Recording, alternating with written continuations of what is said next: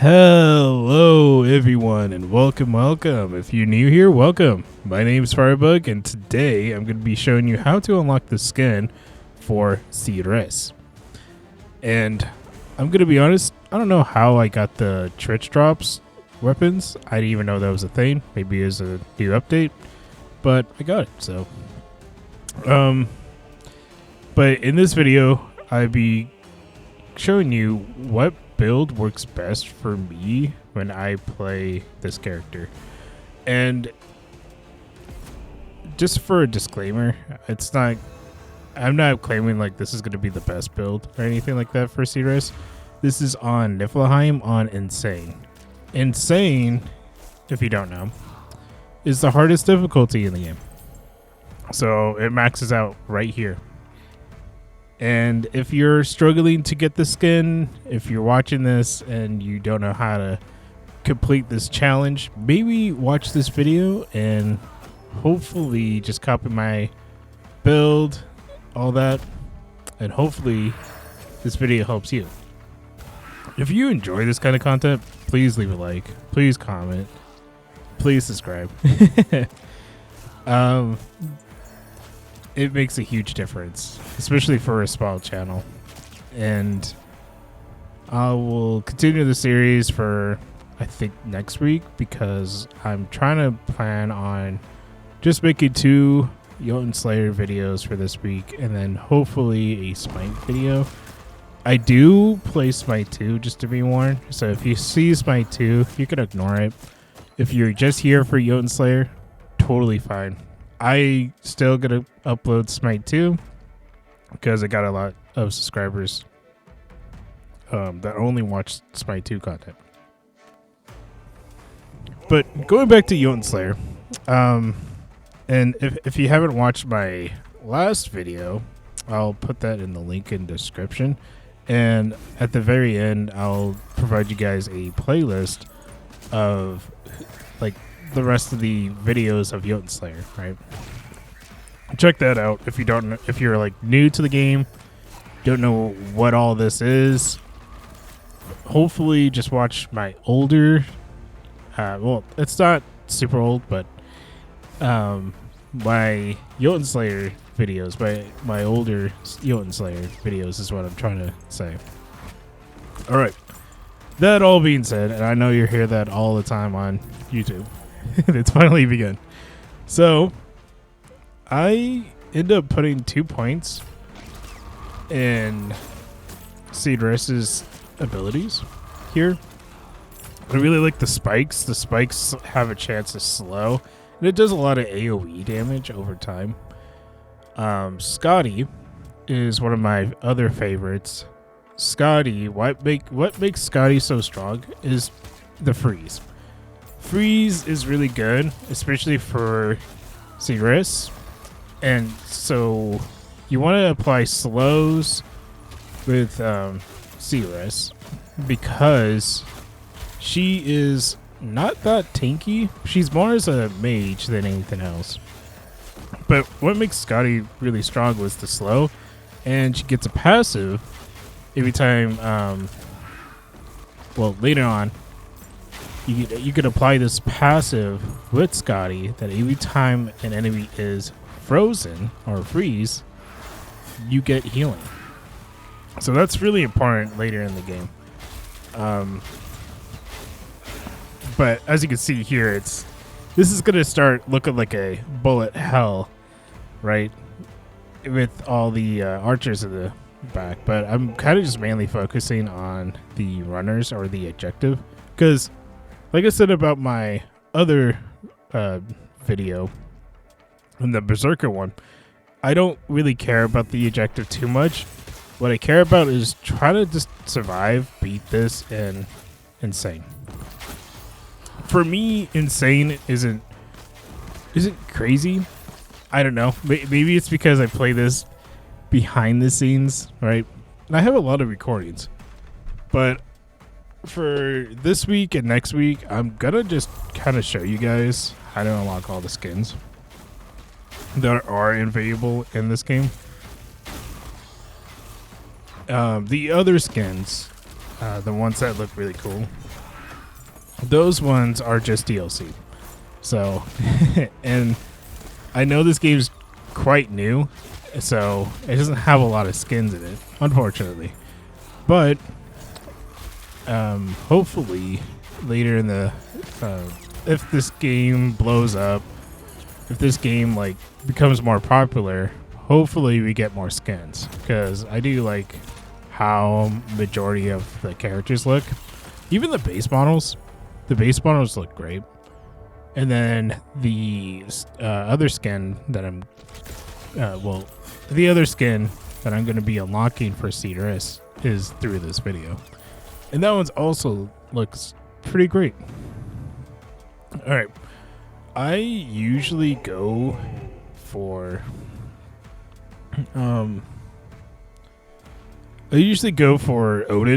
and Scotty. The reason why I go for Odin and Scotty, what makes Odin quite strong for me is the mini Ragnarok ability. I know a lot of other people on YouTube, they don't really utilize Odin, they don't like Odin. That's totally fine. Everybody is entitled to their own opinions.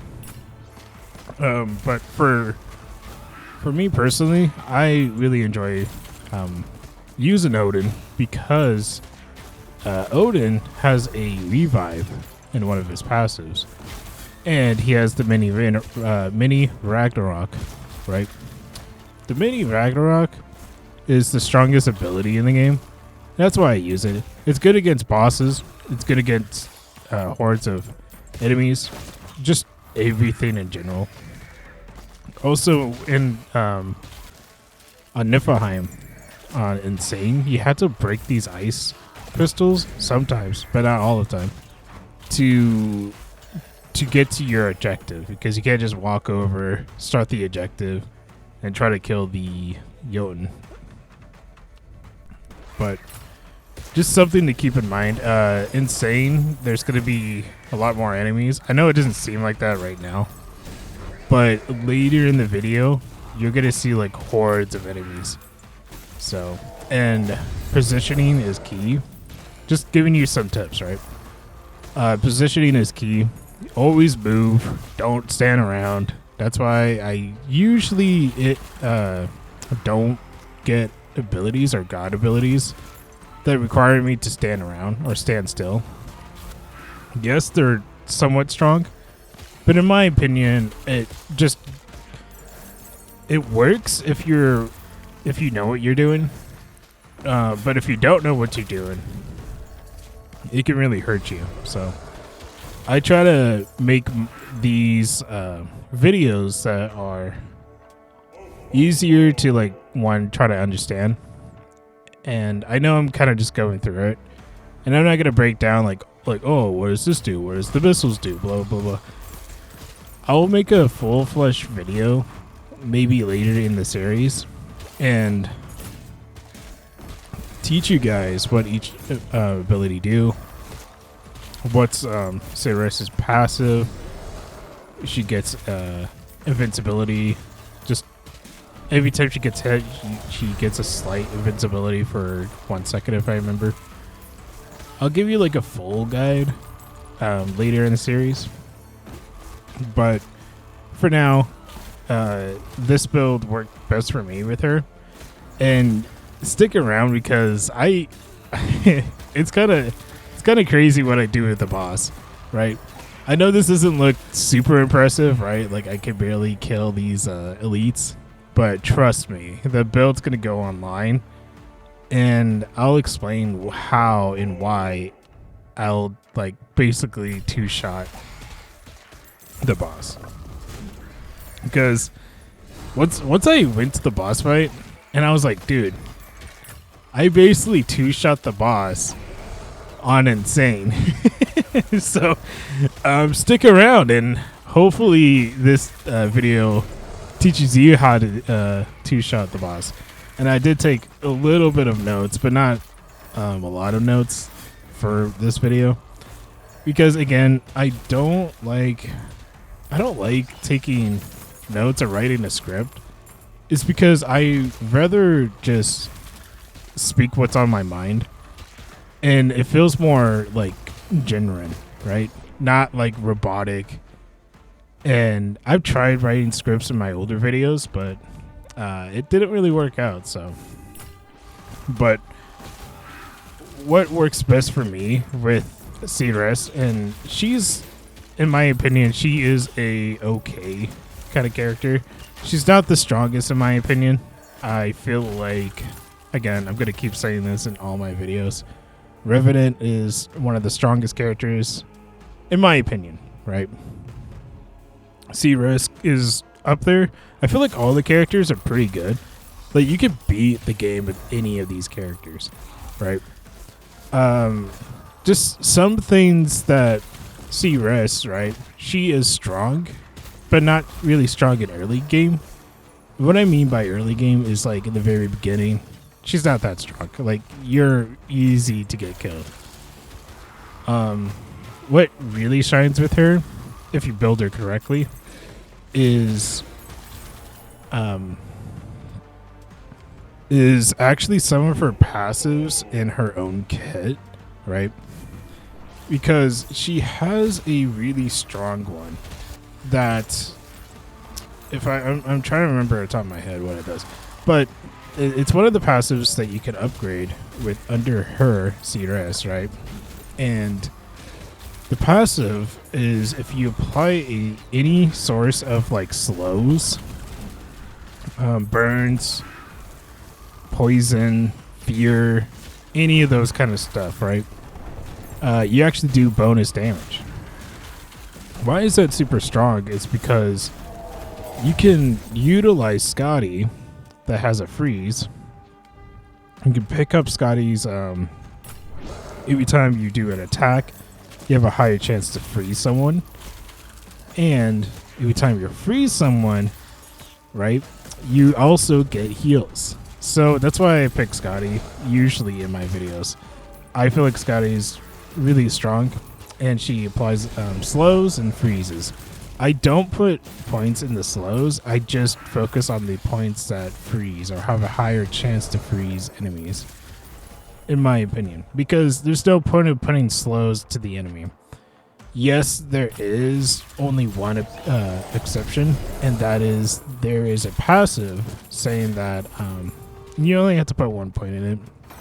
For Scotty, is that any enemies that get closer to you, they get slowed. That could work for you with Seeress, because again, she's not very tanky, and I feel like cooldowns in some cases work really well with her. Double casting with Odin can also heal you, or have a chance to double cast can heal you. But that's another reason why I pick Odin. I know in Freya, she also has a chance to double cast your abilities, and you can put 2 points in it. So the first one on top of my head is 7, and the other one, it goes up to 14. So, but you can utilize Freya, and I know I didn't use Freya in this video,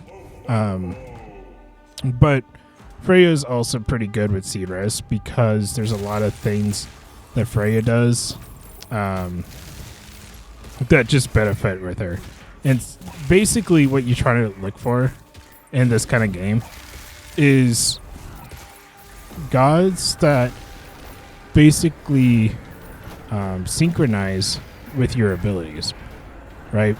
Because Seeress has a lot of slows. She has another ability, which I really like, but I didn't pick it up in this video.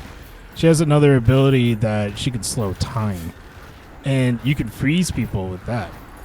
It's not considered as a freeze, but you basically slow time or stop time. It gives you a lot of chances to kill like these enemies or hordes, right? And what makes it really good with the slow time is that it can also apply with some bosses. Don't quote me on that. I know that you can apply with mini bosses, and I think some bosses, but not all, which is really strong. Another thing with Freya is that she has every time you level up, she has a higher chance to drop gold, and you can. And Freya, there's another point that every time you drop gold, and you pick it up, you can heal off of it. So it's quite useful. And if you're looking for like a good gold build, and I've said this in my last video, a good gold build, I'll make a full video talking about it. If you're like struggling to get gold and all that, pick Freya. Freya's pretty good with having more gold. And surprisingly enough, Freya, Loki, Brock, and Sindri, I think that's how you pronounce their names. I've always messed it up. I'm really bad at names. And I've always had that issue. But those gods have higher gold chances in their kits, so try that out.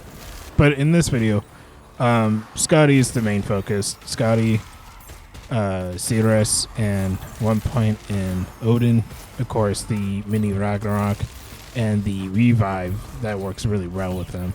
And he has a passive of doing more damage to elites.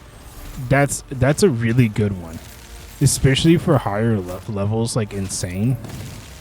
Doing more damage to elites is a big plus. But as you can see here, this is when the game kind of gets slow. As you can see, like it's slowly getting more hordes of enemies, so it's gonna get quite insane.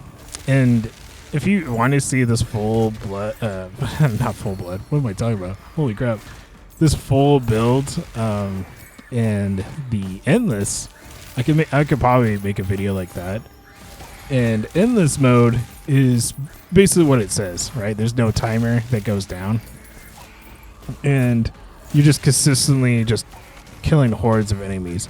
But you get a curse every, I think, 4 minutes, if I remember correctly. Every 4 minutes you get a curse, and it's going to be more challenging for you.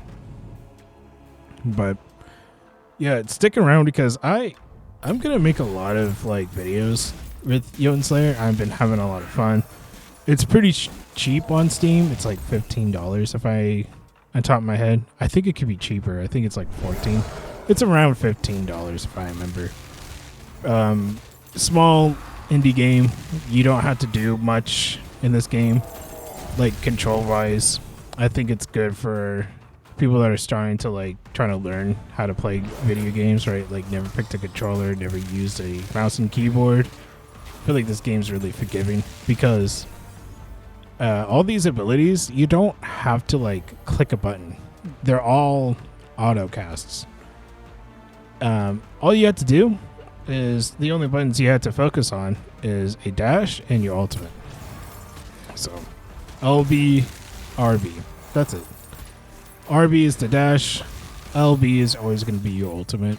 Your ultimate changes by the different weapons that you have in the very beginning. So that's why I was showing you like that trench drop weapon and all that. And I was kind of confused, and I was like, wait, when did I get this? Because I don't remember watching Tretch or anything like that. And then like getting a reward out of it. I don't know. I don't know how it worked, but it's there. So yeah, and I try to keep up with like this game every time it updates and all that, but some days I can't find any sources. It's weird, but maybe that's just me. And I'll give you guys like the news and all that every time there's like something new that happens, or I'm probably just gonna react like I did today. Be like, huh, when did I get this? Oh well, it's mine now. And then I think I've said this in my other videos too, or my last video, is that I still want to make a tier list. A tier list of all the gods, a tier list of all the abilities, which each character, right? So I'd be like, okay, so in this series, today I'll be talking about Seeress, what my opinions on her, blah blah blah. But in my opinion, the more I play this game, the more I kind of like appreciate all these characters, because in my first impression, I'm like, oh man, this character's kind of dog water, kind of ass, you know what I mean?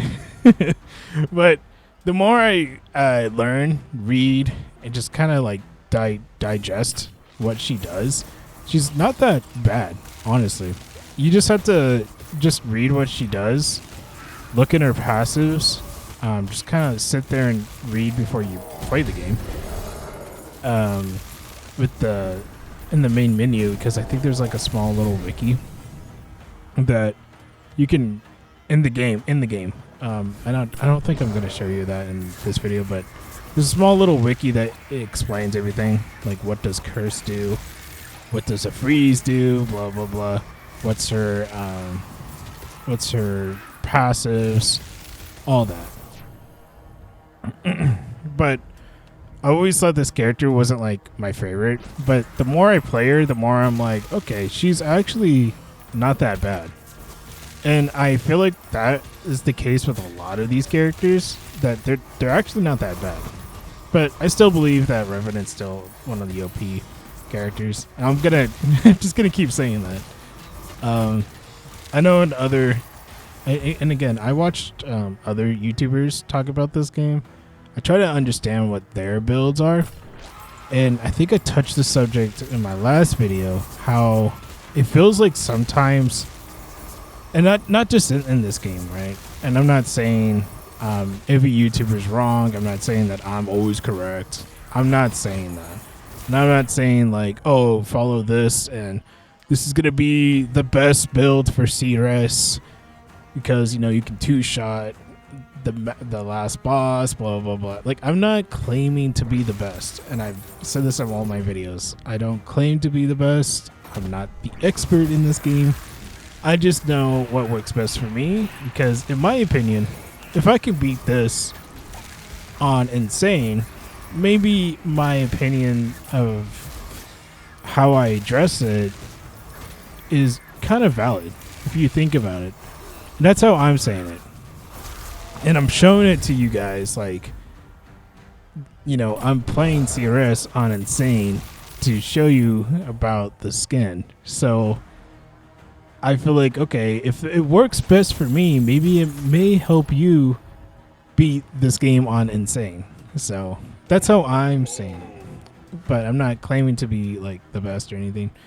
But back to what I was trying to say was, and I've said this kind of like briefly in my last video, so there's a lot of like misinformation, and I've seen like some people build, and I'm sitting there like, why would you pick that up, or why would you put points in that? In my head, I'm like, I don't understand it, because it's like, I feel like with a lot of people that play this game, they focus on the hordes too much, but they don't focus on like end game. And when they get to like the end game of fighting the boss, they end up like struggling to kill the boss. It's weird. I try to find the best balance between two of them, because what works best for me is I noticed that projectiles AoE attacks, like the Scotty's like ice shards, I don't know the actual name of it, the one that is around my character and it has like that double flash of like the snowflake, that one works really well. Like, abilities that have a circular AoE attack works very well, not just for the hordes or the minions or whatever you call them, but it works very well with bosses too, mini bosses, elites, all that. And I try to find a good balance between like, okay, this build's gonna not just focus on hordes, but am I gonna be able to basically dish out the damage to kill the boss? So That's where I'm trying to like balancing. And some videos I watched, and I'm not saying all, but I'm saying there's a lot of like misinformation about this game, and I don't know. It every time I watch it, I'm like, why? You know what I mean? Like I watch it, I'm like, why pick this if I can pick this other ability and do it 10 times better? It's really odd. But yeah, like I said, I'm not an expert in this game. I'm still learning. I'm still showing you guys what works best for me, and it may help you. So another thing that I kind of talked about in my last video before it ended was another misinformation about looking up these characters, what the lore is and all that. And every time I look up like Norse mythology, I have books and I read them. And every time I roll like, okay, who is Seeress, right? Who is she? I never heard of her. Blah, blah, blah. And then I'll do some research about it. And majority of it's correct, right? But if I do like every time I look up like some mythology, folklore, just that in that category, I feel like there's a lot of like misinformation. And I've noticed that lately more, the older I get, right? Because when I was younger, I remember using like Google and I'll like, okay, what is Seeress? Who is she? And Google will actually give me a full definition about who she is, whatever, right? And then there's some parts online that if I type it in, it will give